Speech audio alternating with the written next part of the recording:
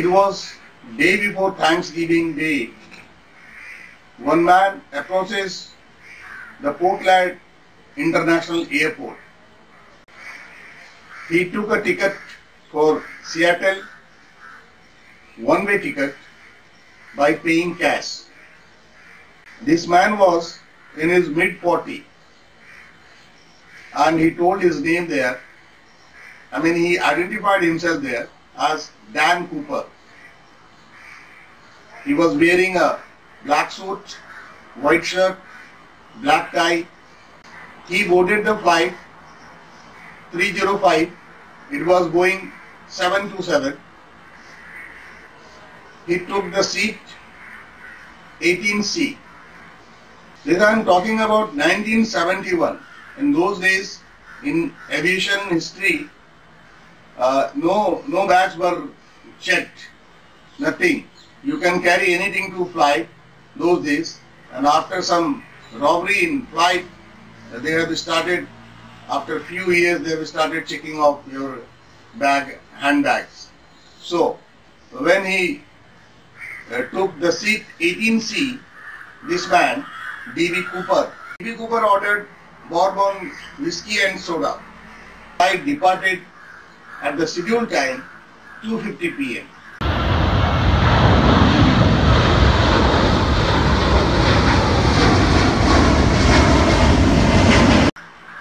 As soon as the flight took off, this man, D.B. Cooper, just leaned towards a flight attendant, Florence Schaffner, who was sitting in a jump seat near the AFT door. D.B. Cooper handed over a note to that lady, Florence Schaffner. Florence Schaffner, after taking the note, she smiled and kept it in her purse. She thought that he is a lonely man, a businessman, and giving her his phone number. Seeing this, D.B. Cooper again leaned towards her and told, "Miss, you would better read it. I have a bomb." The note was written in capital letters and there was only one sentence, "I have a bomb." Then D.B. Cooper told her to sit beside him. She did as requested and she, in a very low voice, she asked whether she can see the bomb. When Florence Schaffner asked whether she can see the bomb, D.B. Cooper opened the briefcase so that she can see the bomb. There were 8 red cylinders and a battery connected with wire. Then D.B. Cooper told her that, demanded that he won $200,000 and 4 parachutes, 2 front parachute and 2 back parachutes. With all this demand, Florence went to the captain, and captain was Mr. Scott. Then Mr. Scott spoke to the aviation authority at Seattle. They further informed the police, Seattle police, and the FBI, Federal Bureau of Investigation. When Florence returned back to D.B. Cooper, by that time he had put a sunglass, black dark glass, on his eyes.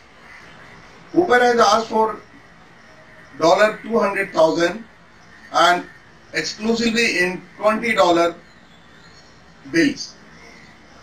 For meeting his demands, the authorities need some time. So the captain was just after reaching Seattle, it was only a 30 minutes flight. So making round on the sky on the above Seattle city, at about 5:24 p.m., Cooper was informed that his demand has been met and the flight landed at 5:39 p.m. at Seattle Airport.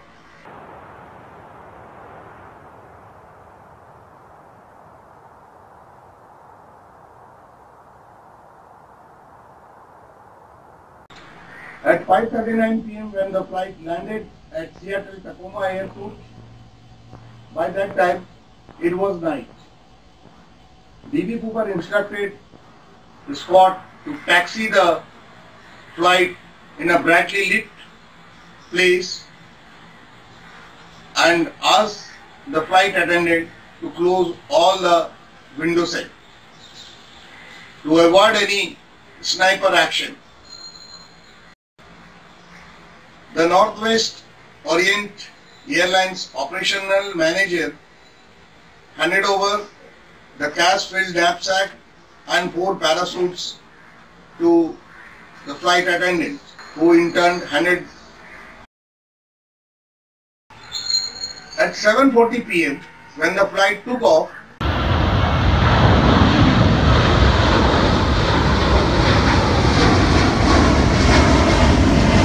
there were only 5 people: Cooper himself, pilot Scott, flight attendant Mucklow, co-pilot Rataz Lazak, and flight engineer H.E. Anderson. There were only 4 people other than Cooper.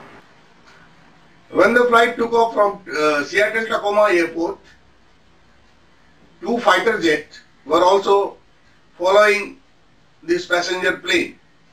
One above the flight, one just below the flight. They were from US Army, US Air Force.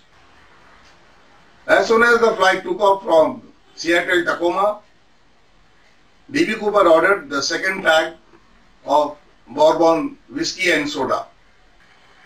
One thing you should note, that while communicating with the pilot, he never went to the cockpit because he was afraid, or he was in fear that they may overpower him. So all the communication was taking place either by the intercom or through the flight attendant. Once the flight took off Seattle Tacoma Airport, Cooper ordered the captain, Mr. Scott, to go to Mexico. Captain told him that there is not sufficient fuel, even though we have refueled it here, but it will go up to 1600 km only. So we have to stop for refueling. Both they agreed for Reno. He also told Scott not to fly above 10,000 height, and the speed should not be more than 200 knots. And he instructed everybody to go into the cockpit. Also the flight attendant, at around 8 o'clock, he asked flight attendant, just go inside the cockpit and close the door. Don't open it without my instruction. At around 8 o'clock, 8 p.m., when all the crew was there inside the cockpit, they heard a sound or a signal. There was a signal that the AFT air stair was open. The back air door was open. Then the captain asked at around 8:05 p.m. that if he need any help, we can help you over the intercom. But he gently refused it. D.B. Cooper gently refused it. At around 8:13 p.m., the air stair, which was open, it slightly came up, and the air pressure of the cabin is changed. And nobody went out.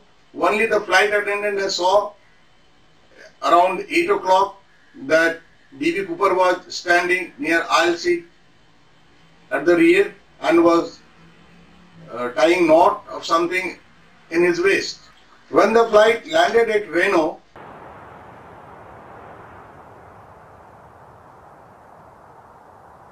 all the agencies were there. They have just searched D.B. Cooper everywhere in the flight. What he was missing, he was not there. A big manhunt was launched, and they have searched everywhere, all the farmhouses, the field, the terrain, the mountains, and everywhere. And you will surprise that Federal Bureau of Investigation, the FBI, they have searched for him. This manhunt was just closed in 2016.